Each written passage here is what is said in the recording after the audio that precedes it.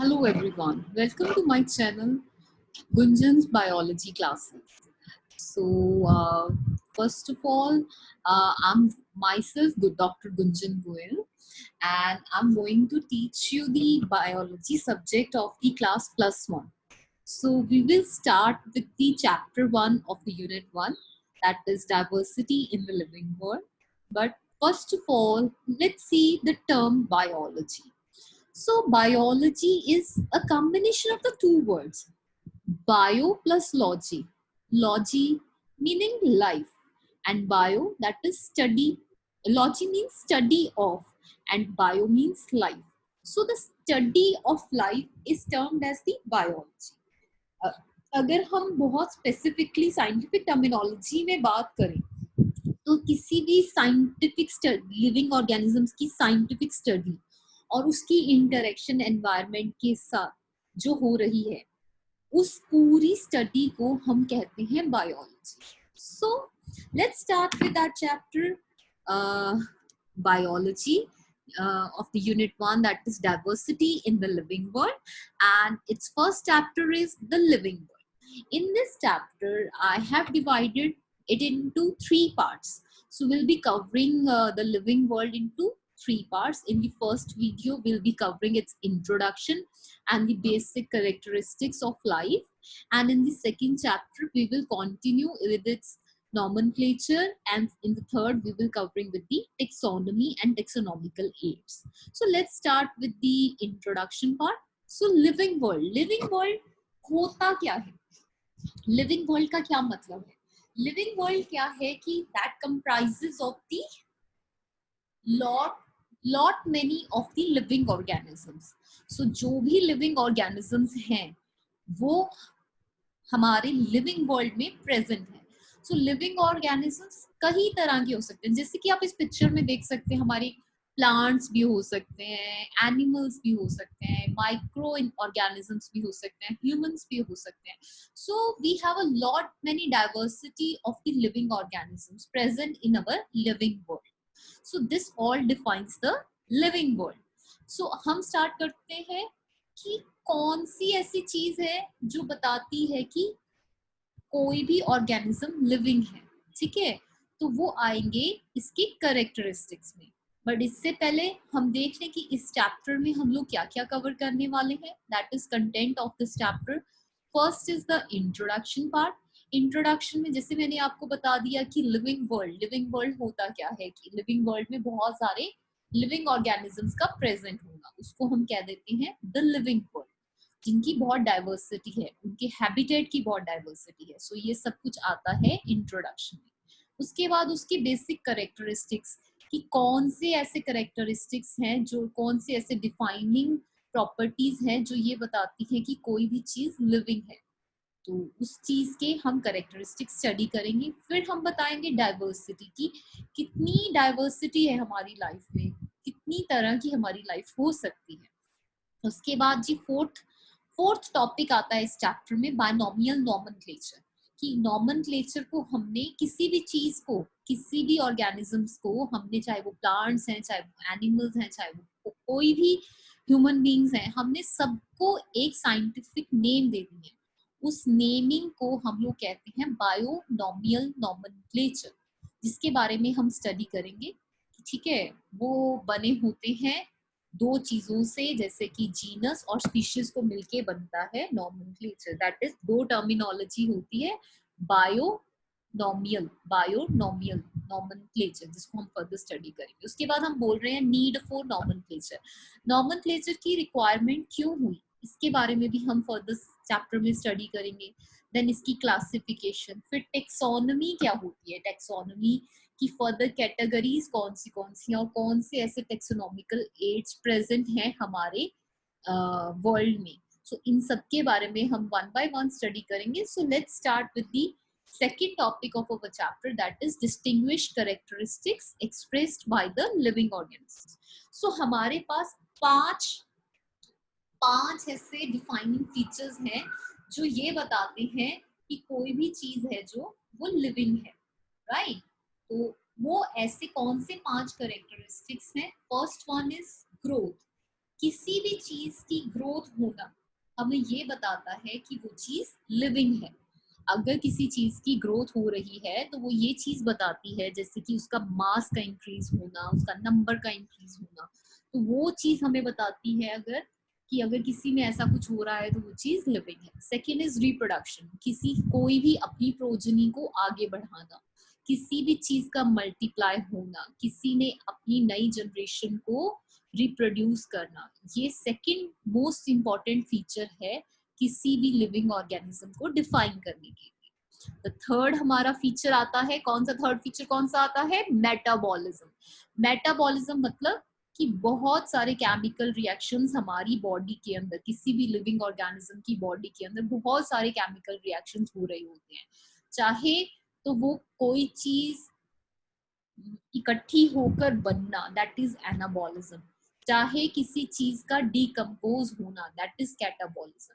ये दोनों के दोनों चीज मेटाबॉलिज्म को डिफाइन करते हैं। अगर किसी के अंदर मेटाबॉलिज्म हो रहा है तो इसका मतलब क्या है कि वो चीज लिविंग है। ये एक डिफाइनिंग प्रॉपर्टी है किसी भी लिविंग ऑर्गेनिज्म की। फोर्थ करेक्टरिस्टिक्स कौन सा आता है? Cellular organisation. सेलुलर ऑर्गेनाइजेशन का क्या मतलब है कि हमारी किसी भी लिविंग ऑर्गेनिज्म में एक ऑर्गेनाइजेशन प्रेजेंट है। बेसिक यूनिट ऑफ लाइफ क्या होती है? आप सबको पता होगा, basic unit of life is cell, जो कि जिससे हमारी दुनिया स्टार्ट होती है। सेल से क्या बनता है? टिश्यू, टिश्यू से क्या बनता है? ऑर्गन, ऑर्गन से organ system, and then complete organism form हो जाता है। सो ये पूरी की पूरी जो ऑर्गेनाइजेशन है ये सिर्फ और सिर्फ लिविंग ऑर्गेनिजम्स में ही प्रेजेंट होती है। ये किसी भी नॉन लिविंग ऑर्गेनिज्म में आपको नहीं मिलेगी। तो अगर किसी के अंदर सेलुलर ऑर्गेनाइजेशन हो रही है तो इसका मतलब है कि वो चीज लिविंग है।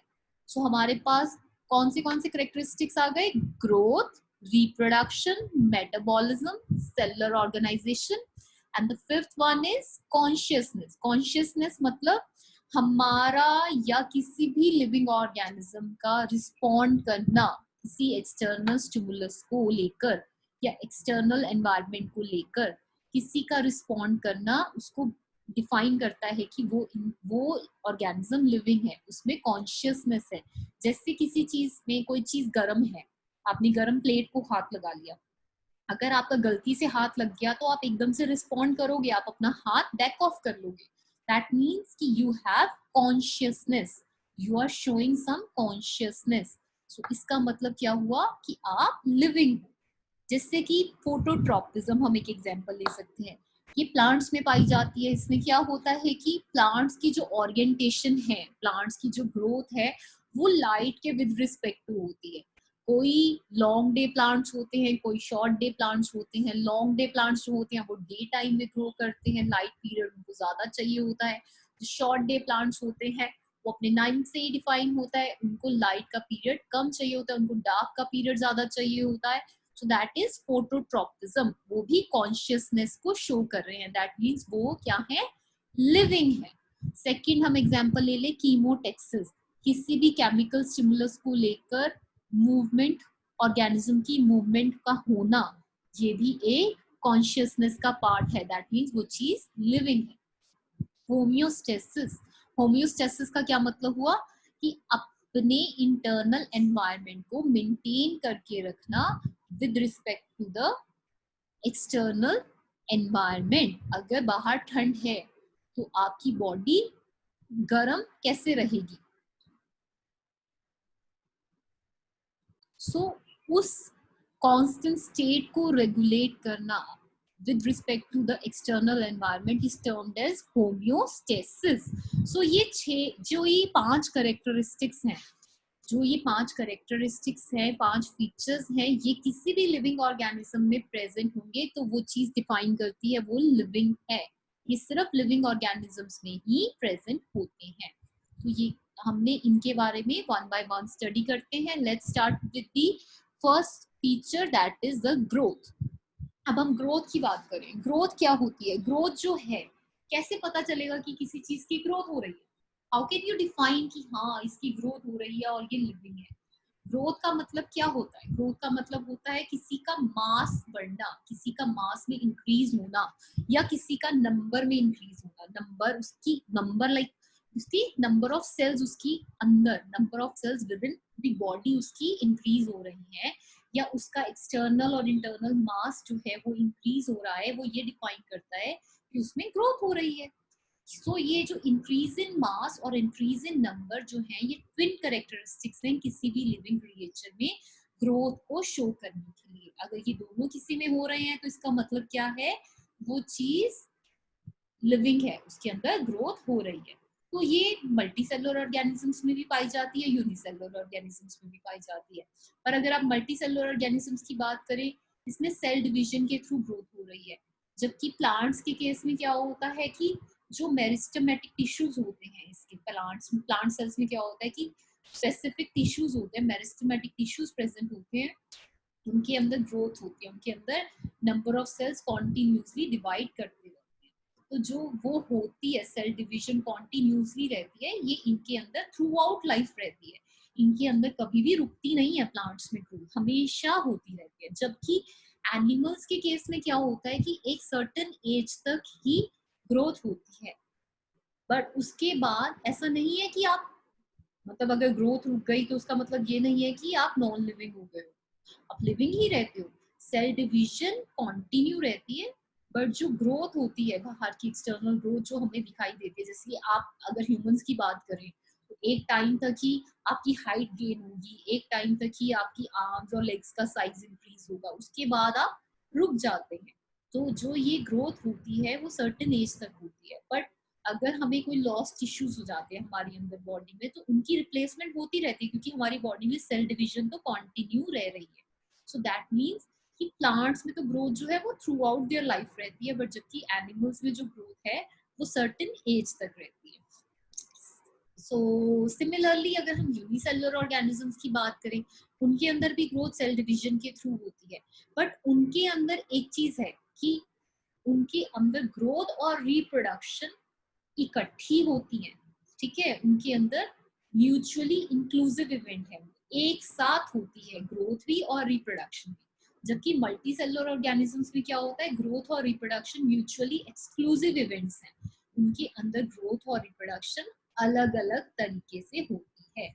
सो सेल डिवीजन जो है वो यूनिसेलुलर ऑर्गेनिजम्स में देखी जाती है, वो हम लोग नेक्ड आई से नहीं देख सकते, वो हम अंडर माइक्रोस्कोप देख सकते हैं, वो टेस्ट ट्यूब में, पेट्री डिशेस में, माइक्रोस्कोप्स के अंदर हम सेल्स का नंबर भी काउंट कर सकते हैं, and we can see their growth. Like आप एग्जांपल देख सकते हैं, बैक्टीरियाज हैं कितनी तरह के, प्रोटिस्ट हैं, या कुछ एल्गीज हैं, कुछ फंगस हैं, इन सब, ये सब यूनिसेलुलर ऑर्गेनिजम्स हैं, इन सब के अंदर ग्रोथ भी हो रही है और रिप्रोडक्शन भी हो रही है।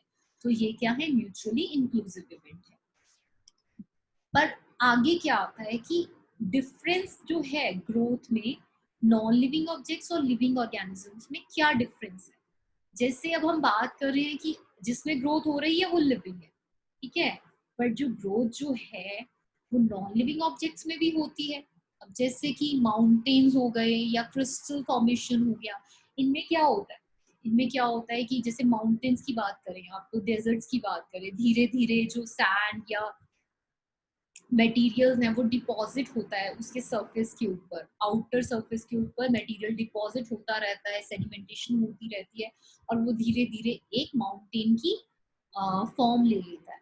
पर ग्रोथ तो हो गई, वो भी कैसे छोटे से बड़ा हो गया, बट एक्यूमुलेशन हुई है। पर इसका मतलब ये नहीं कि वो चीज लिविंग हो गई है। पर अब हम तो कह रहे हैं कि जिसमें ग्रोथ हो रही है वो लिविंग है, तो हम इस चीज को डिफ्रेंशिएट कैसे करेंगे।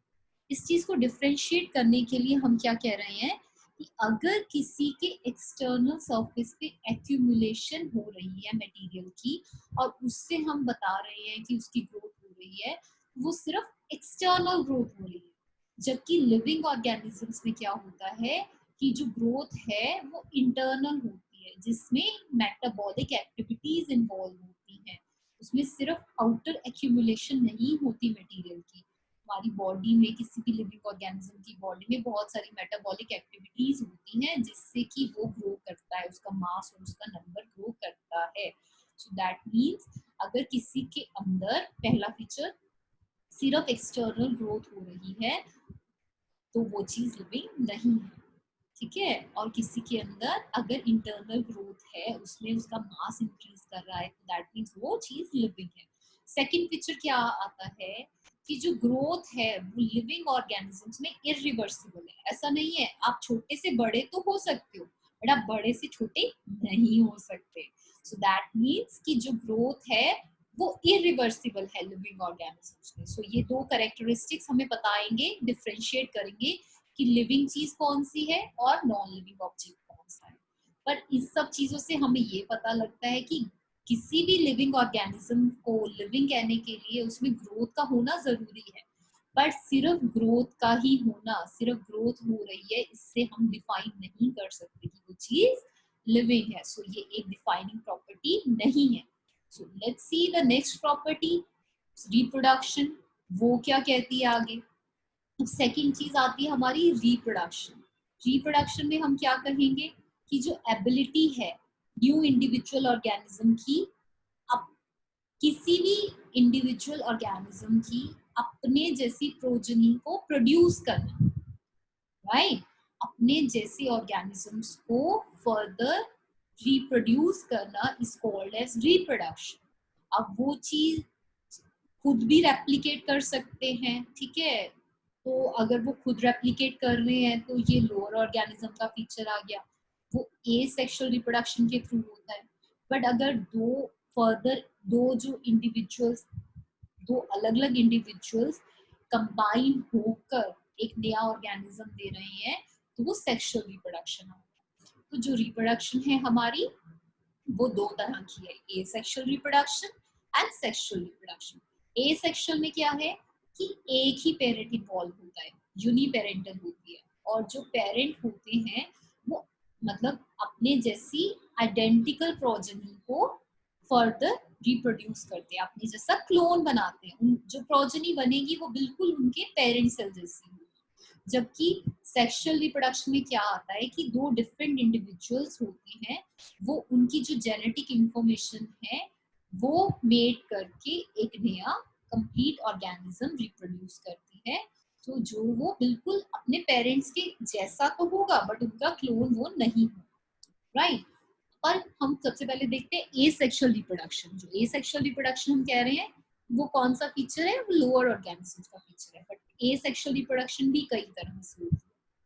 First type of asexual reproduction is sporulation. Sporulation में क्या है कि जो फंजाई है इसमें बहुत सारे एसेक्सुअल स्पोर्स जो हैं प्रोड्यूस होते हैं, वो फर्दर मल्टीप्लाई होते हैं और स्प्रेड हो जाते हैं और वो नया ऑर्गेनिज्म प्रोड्यूस कर देते हैं। जैसे कि आप देख सकते हैं कॉनिडियोस्पोर्स, इसमें से कॉनिडियोस्पोर्स निकल रहे हैं, उसकी फर्दर जर्मिनेशन होके जर्म ट्यूब बन रही है, फिर उसके अंदर माइसीलियल डिफरेंशिएशन हो गई और हाईफाई डेवलप हो गया, aerial hyphae and vegetative hyphae, और ये के सारे फर्दर कंप्लीट ऑर्गेनिज्म बन जाएंगे और ये फर्दर एक कॉनिडियोस्पोर्स को फर्दर स्प्रेड आउट कर देंगे। इस तरह से इनका नंबर इंक्रीज करता रहता है।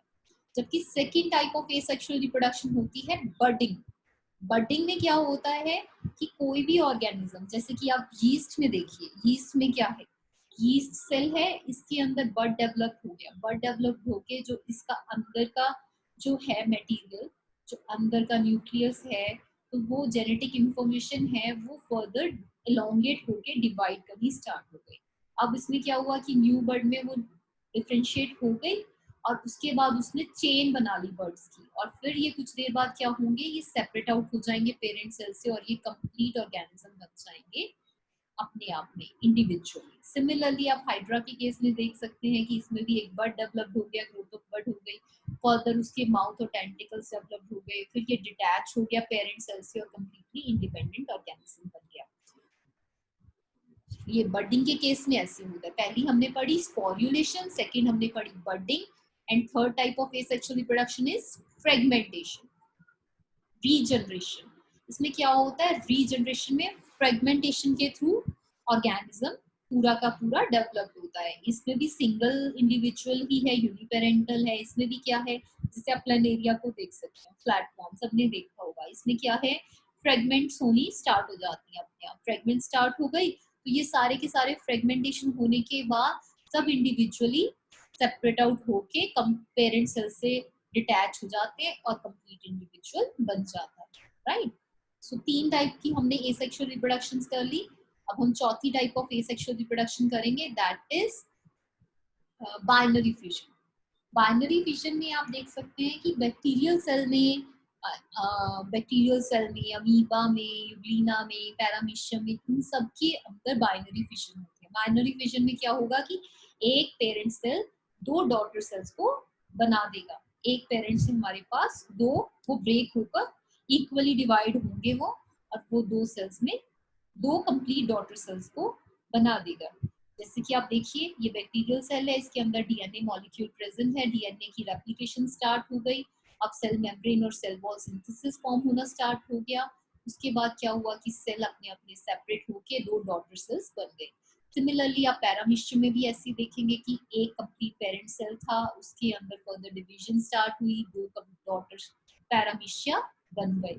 एक मदर अमीबा से 2 डॉटर अमीबाई बन गए। एक पेरेंट यूग्लिना से 2 डॉटर यूग्लिना बन गए। So you can see this type of binary fission. So हमने सबसे पहले क्या पढ़ा? हमने पढ़ा स्पोर्युलेशन एसेक्सुअल रिप्रोडक्शन में, स्पोर्स के थ्रू रिप्रोडक्शन हो रही है। सेकंड हमने पढ़ा बडिंग के थ्रू हो रही है कि बड डेवलप हो जाता है, फिर वो डिटैच हो जाता है। थर्ड हमने पढ़ा रीजनरेशन, पूरा का पूरा रीजनरेट कर जाता है फ्रेगमेंटेशन के थ्रू, राइट। जैसे कि आप फ्रेगमेंटेशन मॉसेस में भी देख सकती हैं, फंगस में भी देख सकते हैं, स्पाइरोगायरा एल्गी में भी देख सकते हैं। 4 टाइप ऑफ एसेक्सुअल रिप्रोडक्शन हमने स्टडी करी बाइनरी फिशन कि जिसमें एक पेरेंट सेल 2 डॉटर सेल्स को रिप्रोड्यूस करता है। So these are the types of the asexual reproduction. Now comes to the sexual reproduction. Sexual reproduction ये हायर प्लांट्स और हायर एनिमल्स में होती है। इसके अंदर क्या होता है कि 2 पेरेंट्स रिक्वायर्ड होते हैं फॉर्मेशन ऑफ गैमीट्स के लिए। डिफरेंट सेक्स के होने चाहिए वो, पर एक ही स्पीशीज के होने चाहिए, ठीक है। सेम स्पीशीज के अपोजिट सेक्स के 2 पेरेंट्स रिक्वायर्ड होते हैं इन सेक्सुअल रिप्रोडक्शन, और न्यू इंडिविजुअल डेवलप हो जाता है उन दोनों की गैमीट्स की फ्यूजन से। इसमें जो न्यू इंडिविजुअल बनता है वो क्लोन नहीं होता अपने किसी भी एक पेरेंट का, वो दोनों का मिक्स होता है। सो वो दोनों की एक हाइब्रिड फॉर्मेशन बनती है। So there are many organisms which do not reproduce. अब बहुत सारे ऐसे ऑर्गेनिजम्स हैं जो रिप्रोड्यूस नहीं करते, जैसे कि म्यूल्स हो गए, स्टेराइल वर्कर बीज हो गई, इनफर्टाइल ह्यूमन कपल्स हो गए। तो ये बहुत सारे ऐसे ऑर्गेनिजम्स हैं जो कि रिप्रोड्यूस नहीं करते। पर हम ये तो नहीं कह सकते कि अब ये लिविंग नहीं रहे। हम ये पढ़ रहे हैं कि रिप्रोडक्शन जो है वो रिक्वायर्ड है किसी भी चीज के लिविंग होने के लिए। अगर कोई भी चीज लिविंग है, कोई भी रिप्रोड्यूस कर रहा है, दैट मीन्स वो चीज लिविंग है। बट अगर किसी में रिप्रोडक्शन नहीं हो रही, जैसे कुछ ऐसे कपल्स हैं जो स्टेराइल हैं, जिनके अंदर maybe there are some issues in their body जिसकी वजह से वो रिप्रोड्यूस नहीं कर पाते, या हम लोग अगर फर्टाइल इनकी स्टेराइल बीज की बात करें, इनके अंदर जैसे फर्दर म्यूल्स होते हैं, वर्कर बीज होती हैं जो कि रिप्रोड्यूस नहीं कर पाते, बट वो है तो वो लिविंग है, ठीक है। तो इसलिए अकेला रिप्रोडक्शन भी डिफाइनिंग कैरेक्टरिस्टिक नहीं है किसी भी चीज को डिफाइन करने के लिए कि वो चीज लिविंग है। हाँ, रिप्रोडक्शन कैरेक्टरिस्टिक जरूर है कि लिविंग ऑर्गेनिज्म का, अगर किसी में रिप्रोडक्शन हो रही है तो वो लिविंग है। किसी भी नॉन लिविंग ऑब्जेक्ट में रिप्रोडक्शन नहीं होगी। जैसे आप देख सकते हैं, आपके पास टेबल है, आपके पास चेयर है, वो अपने आप मल्टीप्लाई तो नहीं हो सकते ना। अगर आपका ऐसा तो नहीं है कि एक टेबल पड़ा है तो वो 1 से 2 बन जाएंगे या 3 बन जाएंगे, या एक चेयर पड़ी है वो उसका नंबर डिवाइड हो जाएगा, नहीं, ऐसा नहीं है, क्योंकि वो चीज नॉन लिविंग है। बट हाँ, जो अगर रिप्रोडक्शन किसी भी मतलब किसी के अंदर नहीं हो रही, तो इसका मतलब ये भी नहीं है कि वो चीज नॉन लिविंग हो जाएगी, ठीक है। So of course, no non-living object is capable of reproducing or replicating by itself. ठीक है। सो हमारे पास हमने पहला जो देखा फीचर क्या देखा? ग्रोथ। ग्रोथ भी डिफाइनिंग फीचर नहीं है हमारा लिविंग ऑर्गेनिजम्स का, ना ही रिप्रोडक्शन है। रिप्रोडक्शन भी एक डिफाइनिंग फीचर नहीं है, बट ये दोनों रिक्वायर्ड हैं। अगर किसी में हो रहे हैं तो वो चीज लिविंग है, ठीक है। तो अब हम थर्ड फीचर की बात करते हैं। थर्ड फीचर हमारे पास कौन सा आता है? मेटाबॉलिज्म। मेटाबॉलिज्म में क्या होता है? मेटाबॉलिज्म क्या डिफाइन करता है कि कोई भी चीज की मतलब sum total of chemical reactions किसी भी ऑर्गेनिज्म के अंदर जो हो रही है उनका sum total, that is called as metabolism. Metabolism में क्या होता है, हमारा जैसे आप किसी भी ऑर्गेनिज्म है, किसी भी लिविंग ऑर्गेनिज्म की बॉडी में बहुत सारे केमिकल्स प्रेजेंट हैं जो कि कॉन्स्टेंटली रिएक्शन करते रहते हैं, ठीक है, उनके अंदर बहुत सारी रिएक्शंस होती रहती हैं, चाहे तो वो दो चीजें मिलकर एक चीज बन जाए, ठीक है, एनर्जी यूज होकर कोई चीज बन रही है, उसको हम एनाबॉलिज्म कहेंगे। किसी में ब्रेक होती है, किसी में एक मॉलिक्यूल है जो वो ब्रेक होकर डिफरेंट मॉलिक्यूल्स को रिएक्ट करके डिफरेंट मॉलिक्यूल्स बना रहा है और उसके साथ एनर्जी हमारी रिलीज आउट हो रही है, उसको हम कैटाबॉलिज्म कहेंगे। इन एनाबॉलिज्म और जो कैटाबॉलिज्म को कंबाइन करके मेटाबॉलिज्म बन जाता है। तो जिसके अंदर भी मेटाबॉलिज्म हो रही है वो चीज लिविंग है, और जो लिविंग है मेटाबॉलिज्म है वो किसी नॉन लिविंग ऑब्जेक्ट में नहीं होगी। और मेटाबॉलिज्म जो है वो एक डिफाइनिंग प्रॉपर्टी है। क्या है, इस चीज को आप नोट डाउन कर लीजिए, जो मेटाबॉलिज्म है वो एक डिफाइनिंग कैरेक्टरिस्टिक है किसी भी चीज को लिविंग बताने के लिए। So metabolism is the defining feature of all living organisms. ये सब लिविंग ऑर्गेनिजम्स में पाया जाता है। For example plants, animals, fungi, microbes, ठीक है, सबके अंदर पाया जाता है। अगर हम एनाबॉलिज्म और कैटाबॉलिज्म की बात करें, अब आप देख सकते हैं कि एनाबॉलिज्म में क्या हो रहा है, डिफरेंट डिफरेंट मॉलिक्यूल्स हैं हमारे पास, वो एनर्जी यूटिलाइज करके एक कंप्लीट मॉलिक्यूल बना रहे हैं, ठीक है, तो दैट इज एनाबॉलिज्म, किसी चीज का बनना। जबकि किसी चीज का ब्रेक होना, जैसे कैटाबॉलिज्म में, इसमें क्या हो रहा है कि ये ब्रेक होके एनर्जी रिलीज आउट कर रहा है। सो इस ये दोनों की दोनों ऐसी रिएक्शंस हर लिविंग ऑर्गेनिजम्स में पाई जा रही हैं। तो ये क्या डिफाइन करती है, मेटाबॉलिज्म को। और मेटाबॉलिज्म क्या बोल रहा है कि किसी में हो रहा है तो वो चीज लिविंग है, राइट। हमने सबसे पहले पढ़ी ग्रोथ, फिर हमने पढ़ा रिप्रोडक्शन, अब हमने पढ़ा मेटाबॉलिज्म, ठीक है। अब ये तीनों के तीनों हमने फीचर्स पढ़ लिए, पर अब हम चौथे फीचर के ऊपर आ रहे हैं जो कि है सेलुलर ऑर्गेनाइजेशन। सेलुलर ऑर्गेनाइजेशन का क्या मतलब है, सेलुलर ऑर्गेनाइजेशन का मतलब है कि किसी ये जो 5 चीजें होती हैं जो लिविंग ऑर्गेनिजम्स हैं, कि कोई भी लिविंग ऑर्गेनिज्म है, चाहे वो प्लांट्स हैं, चाहे वो एनिमल्स हैं, चाहे वो कोई भी ऑर्गेनिज्म है, वो किससे बना हुआ है, सेल से। उसकी बेसिक यूनिट ऑफ लाइफ क्या है, सेल। सेल जो है वो एक बेसिक यूनिट है जो अपने लाइफ प्रोसेसेस इंडिपेंडेंटली परफॉर्म करती है। ये जो सेल है फर्दर वो टिश्यू को बनाता है, टिश्यू जो है वो ऑर्गन को बनाता है, ऑर्गन जो है वो ऑर्गन सिस्टम को बनाता है, और ऑर्गन सिस्टम से हमारा पूरा का पूरा ऑर्गेनिज्म तैयार हो जाता है। सो ये जो लेवल्स हैं सेलुलर ऑर्गेनाइजेशन के, ये सिर्फ और सिर्फ लिविंग ऑर्गेनिजम्स में पाए जाते हैं। ये किसी भी नॉन लिविंग ऑब्जेक्ट में, किसी भी नॉन लिविंग ऑर्गेनिजम्स में ये नहीं पाया जाता। सो ये भी एक डिफाइनिंग कैरेक्टरिस्टिक है, ये सारे के सारे लिविंग ऑर्गेनिजम्स में पाई जाती है चीज। एक मेटाबॉलिज्म हो गया और एक सेलुलर ऑर्गेनाइजेशन हो गया, दोनों के दोनों डिफाइनिंग कैरेक्टरिस्टिक्स हैं लिविंग ऑर्गेनिजम्स के, राइट। अब हमारा फिफ्थ और लास्ट जो लास्ट डिफाइनिंग प्रॉपर्टी है हमारी लिविंग ऑर्गेनिजम्स की, वो क्या है, कॉन्शियसनेस। कॉन्शियसनेस का क्या मतलब है, एज यू कैन सी कि सराउंडिंग्स को सेंस करके, एक्सटर्नल एनवायरनमेंट को सेंस करके respond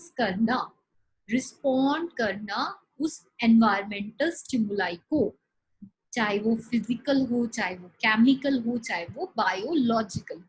so it is the ability to sense the surroundings or an external environment and respond to these external stimuli. So this definition is termed as consciousness. जैसे आप देख सकते हैं इसमें क्या है कि आप आउटर वर्ल्ड को परसेप्ट किया, आउटर वर्ल्ड से कुछ आया, आपने उसका एक्शन दिया, तो मतलब you have responded something to the external world. So this thing is termed as consciousness. So अब ये जो है इसको हम सेंसिटिविटी भी कह सकते हैं। फॉर एग्जाम्पल फोटोपीरियोडिज्म, फोटोपीरियोडिज्म ही क्या है कि defined as the developmental response of plants to the relative lengths of light and dark period। क्या मतलब वो इस चीज का कि कितना लाइट पीरियड है और कितना डार्क पीरियड है, उसकी रिलेटिव मतलब लेंस को रिस्पॉन्ड करता है प्लांट और उसके अकॉर्डिंग वो ग्रो करता है। अगर लॉन्ग डे प्लांट है, जैसे कि आप देख सकते हैं लॉन्ग डे प्लांट है, जैसे आइरिस, इस पिक्चर में आप देखिए iris, it's a long day plant. तो इसको क्या चाहिए होगा, लॉन्ग डे है मतलब नाम से डिफाइन कर रहे हैं लॉन्ग डे मतलब इसको ज्यादा लाइट पीरियड चाहिए होगा। तो अगर 6 PM से आप देख सकते हैं 6 PM से 6 AM तक, है ना, नून रह रहा है, लाइट पीरियड ज्यादा रह रहा है, तो इसमें कौन ग्रो करेगा, हमारा आयरिस ग्रो करेगा। So short period of darkness जो है और लॉन्ग पीरियड ऑफ लाइट जो है वो किस में आएगी, हमारी आइरिस में। बट जो शॉर्ट डे प्लांट्स हैं जैसे कि गोल्डन रोड हो गया, ये जो है गोल्डन रोड का, अब इसमें देखिए ये ज्यादा ग्रो कर रहा है। बट अगर हम यहाँ पे देखें सेकंड जो हमारा सेकंड फीचर है, इसमें आप क्या देख सकते हैं, सेकंड में क्या है कि हमारे पास डार्क पीरियड ज्यादा रह रहा है, हमारी मिडनाइट कब से 6 PM से 6 AM तक रात ही रह रही है, ठीक है, तो डार्क पीरियड हमारा ज्यादा हो गया। तो डार्क पीरियड में कौन ग्रो करेगा, डार्क पीरियड में हमारा शॉर्ट डे प्लांट ग्रो करेगा, short day plant golden rod, क्योंकि इसको डार्क ज्यादा चाहिए और इसको लाइट कम चाहिए। बट अगर हम लोग तीसरी चीज की बात करें, अगर ऐसा हो कि हमारे पास लॉन्ग नाइट पीरियड है, विंटर्स की रात है, ठीक है, पर उसमें हम artificially flash of light interrupt कर दें, तो इसमें क्या होगा, वैसे तो अगर रात थी तो हमारा शॉर्ट डे प्लांट ग्रो करना चाहिए था, बट हमने artificially light, flash of light introduce कर दी कुछ टाइम के लिए, तो इसमें क्या होगा, जो हमारा लॉन्ग डे प्लांट है वो ग्रो कर जाएगा, जबकि शॉर्ट डे प्लांट ग्रो नहीं करेगा। So this is all comes under the consciousness, मतलब जो प्लांट्स हैं वो लाइट के विद रिस्पेक्ट टू रिस्पॉन्ड कर रहे हैं, वो ग्रो कर रहे हैं कि उनको लाइट पीरियड ज्यादा चाहिए या डार्क पीरियड ज्यादा चाहिए। सो ये डिफाइन क्या करता है कि वो चीज लिविंग है, जबकि कॉन्शियसनेस है वो सब ऑर्गेनिजम्स में पाई जाती है, चाहे वो प्रोकैरियोट्स है चाहे वो मोस्ट कॉम्प्लेक्स यूकैरियोट्स, ठीक है। जबकि जो ह्यूमन बींग्स हैं, ह्यूमन बींग्स सिर्फ that is the only species जो कि सेल्फ कॉन्शियसनेस के लिए भी अवेयर है, उसके अंदर सेल्फ कॉन्शियसनेस भी है। सो कॉन्शियसनेस भी सब में पाई जाती है, ठीक है, सब लिविंग ऑर्गेनिजम्स में पाई जाती है, दैट मीन्स ये भी हमारा एक डिफाइनिंग फीचर है। तो हमारी पास 3 डिफाइनिंग फीचर कौन से आ गए, metabolism, cellular organisation and consciousness. ये तीनों के तीनों हमारे डिफाइनिंग प्रॉपर्टीज हैं किसी भी चीज को लिविंग कहने के लिए, कि ये सब लिविंग ऑर्गेनिजम्स में पाई जाती है, ठीक है। जबकि टोटल 5 फीचर्स है हमारे पास, growth, reproduction, metabolism, cellular organization and consciousness, right? So living organisms जो हैं they can be self-replicating, self-evolving, self-regulating, and they can respond to the external stimuli. So this defines the living organism. Okay, and so this is sufficient in the part 1 of this chapter, and we'll be covering these topics, further topics in the next video, that is diversity in the living world, nomenclature, need of classification, taxonomic categories, and taxonomical aids. So if you like my video, kindly like and subscribe my channel, and if you have any doubts, you can you can send me a message and I can respond to you accordingly, and we'll be covering the next topic of this chapter in the next video. Thank you.